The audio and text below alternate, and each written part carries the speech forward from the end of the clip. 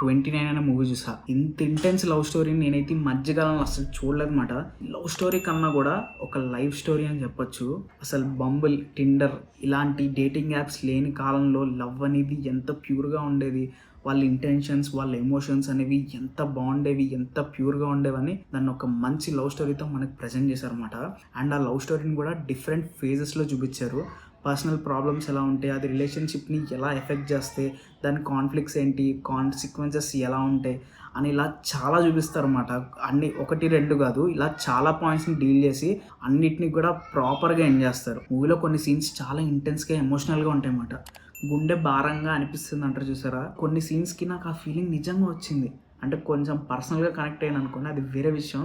దాన్ని అంత ఎక్సలెంట్గా ప్రజెంట్ చేశారన్నమాట. అసలు ఎవ్వరు మిస్ అవ్వద్దు. రిలేషన్షిప్లో ఉన్నా, మీకు లవర్ ఉన్నా, మీ బ్రేకప్ అయినా మూవీ అయితే చూడండి. ప్రతి ఒక్కళ్ళు రిలేట్ అయ్యేలాగా వాళ్ళు ఫేజెస్ వైజ్లో కొన్ని పాయింట్స్ని పెట్టుకుని అలా చూపించారన్నమాట. అదైతే నాకు చాలా బాగా నచ్చింది.